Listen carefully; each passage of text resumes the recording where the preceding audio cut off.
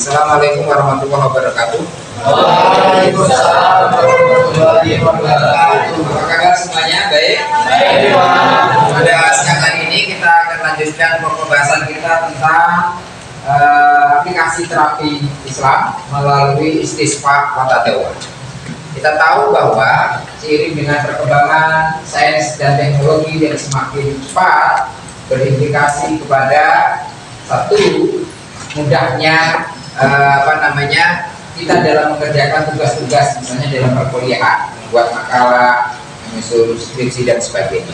Tetapi ada implikasi negatif, pornografi, pornoaksi, kecanduan HP dan sebagainya, yang itu kita rasakan semakin hari semakin bulan akan semakin berat karena berdampak kepada kejiwaan. Di luar sana persaingan mendapatkan pekerjaan semakin kompetitif, dan setiap tahun kita rasakan semakin bertambah orang yang depresi, stres. Nah, fungsi peran agama sangat diperlukan, khususnya sebagai penyembuh dan juga obat. Apakah benar agama berperan sebagai penyembuh dan obat? Bisa Anda kaji di link YouTube saya, Agus Himawan, aplikasi terapi Islam dengan istisqa watadawa dan juga taubat, begitu. Nah, untuk ini nanti akan bagi pelengkap materi kita, ada kelompok 8 atau 7 yang akan presentasi dengan tema terapi melalui istisqa watadawa. Sebagai pengantar, istisqa watadawa itu adalah terapi melalui doa. Itu ya. Apakah benar doa itu bisa menjadi terapi? Saya persilakan 10 menit ke depan, dilanjutkan nanti dengan tanya jawab kita topik ini. Pada moderator silakan dimulai. Terima kasih Pak Agus atas pembukaan yang luar biasa. Perkenalkan, kami dari kelompok 6. Di sini kami ada Kak Dewi Candika dengan akhir 129. Lalu ada Kak Dian Amalia Husna, tim akhir 140. Kak Dinaika Ramadhani 132, Elisa Fitria Solihati 133. Saya sendiri Umi Farida Suraya 163, dan yang terakhir ada Pak Uyawan dengan akhir 145 dan izin sakit. Oke, langsung saja. Di sini kami akan membahas mengenai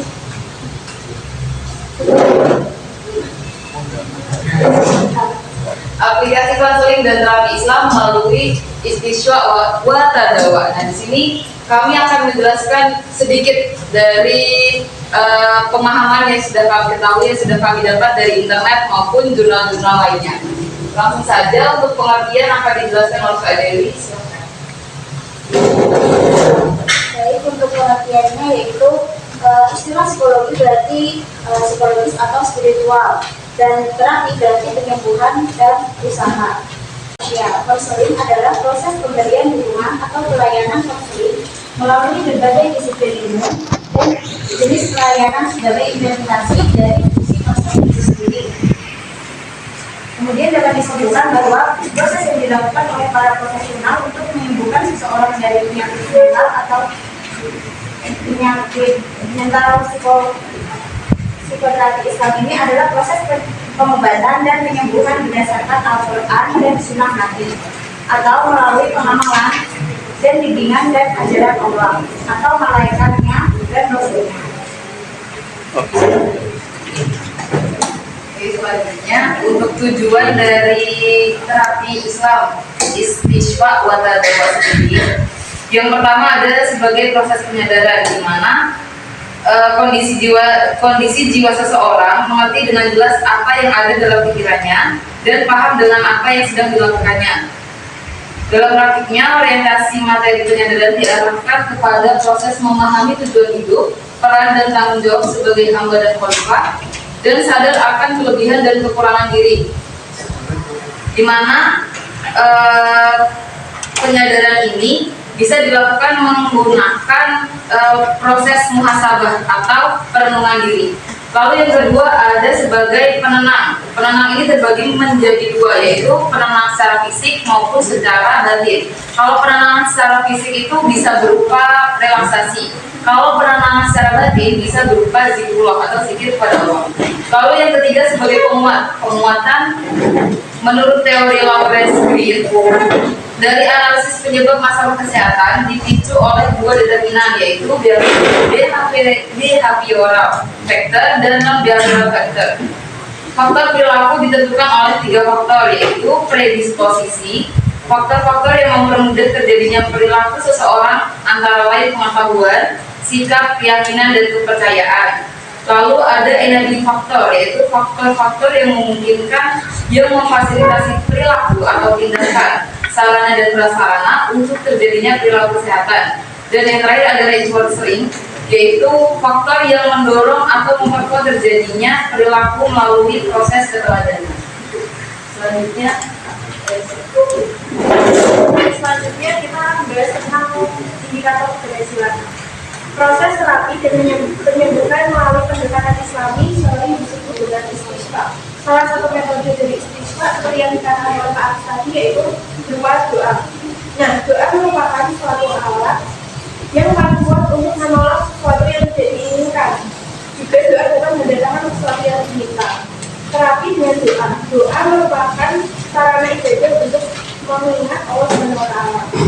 Orang yang berdoa pada Allah Subhanahu wa Ta'ala merupakan orang yang mempunyai harapan dan keyakinan bahwa Allah akan mengabulkan harapan serta doanya. Bagi orang yang berdoa sangat dianjurkan untuk yakin dan optimisme bahwa doanya akan diterima. Nah, jadi indikator keberhasilan dari terapi ini yaitu seseorang akan yakin kepada Allah bahwa harapan akan dikabulkan serta melaksanakan perintah Allah dan beriman kepada Allah Subhanahu wa Ta'ala. Lalu orang tersebut juga akan melaksanakan perintah Allah serta Allah Subhanahu wa Ta'ala. Lalu orang tersebut juga akan melaksanakan perintah Allah serta sangat beriman kepada Allah Subhanahu wa Ta'ala. Selanjutnya yaitu pada saat melalui terapi melalui perintah oleh Allah.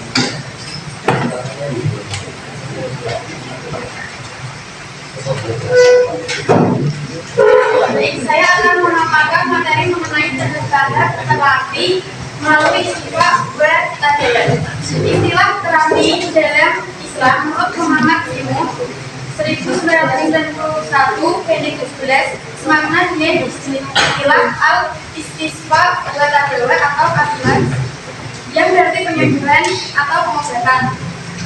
Hal ini sejalan dengan firman Allah Subhanahu wa Ta'ala yang terdapat dalam surah Yunus ayat 57 yang memiliki arti, hai manusia, sesungguhnya telah datang kepadamu pelajaran dari Tuhanmu dan penyembuh dari penyakit-penyakit yang beredar dalam dada dan petunjuk serta rahmat bagi orang-orang yang beriman.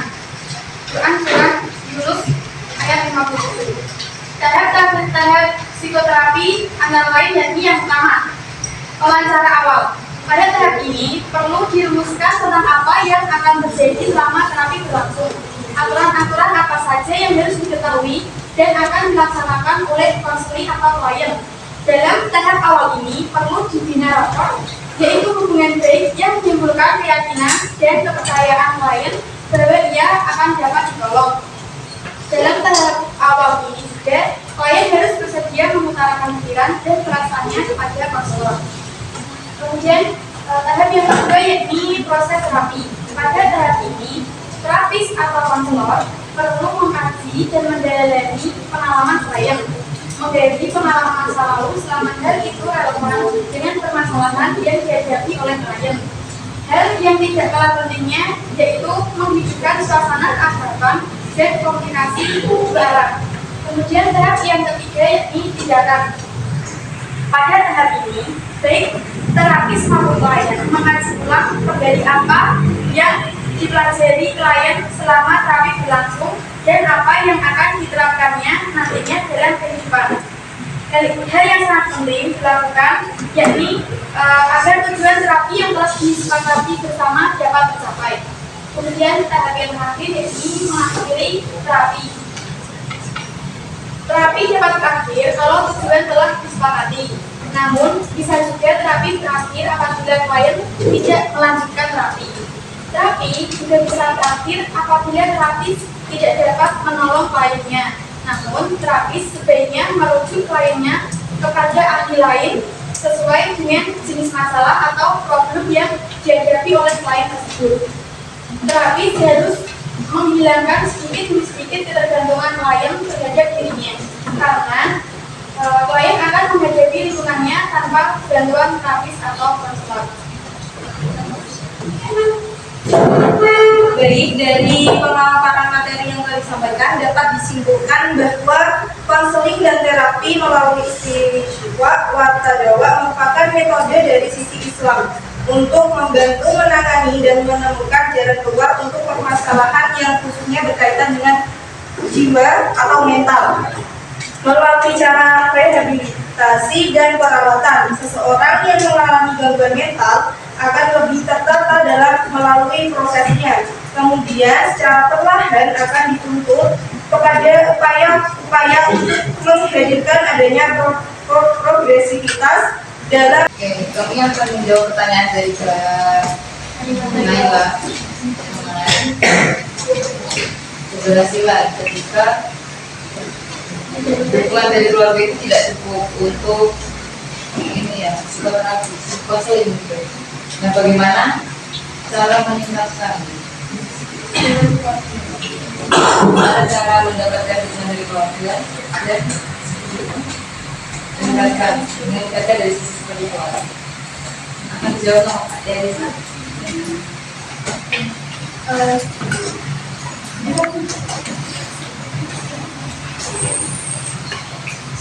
Jadi kan biasanya jika ada klien yang sudah konseling itu kan dia sudah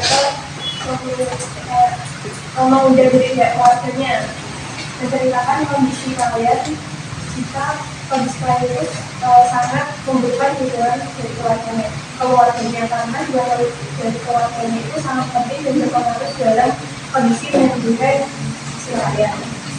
Nah, setelah itu cara meningkatkan spiritual orang terus seperti yang dijelaskan dalam makalah ini kan bisa dengan cara berdoa yaitu menyatukan diri dan pastinya jika dia ingin sembuh dari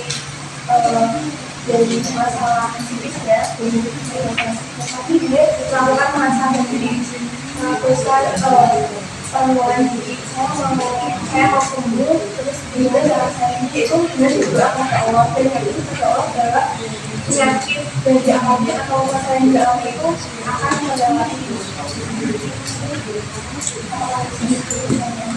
Ya, kita artikulasi ke kelompok ini. Saja, Bismillahirrahmanirrahim. Terapi melalui doa. Apa itu doa? Doa adalah seruan, permintaan dari seorang hamba kepada Tuhannya. Tentu saja konten permohonan permintaan ini harus yang baik. Doa menjadi sebuah terapi. Ini sudah dipraktekkan oleh Rasulullah SAW, di mana Anda tahu sebegitu kelam hitam hati Umar bin Khattab yang keras itu menjadi lumpuh pada saat Rasulullah berdoa meminta kepada Allah agar Umar bin Khattab dimasukkan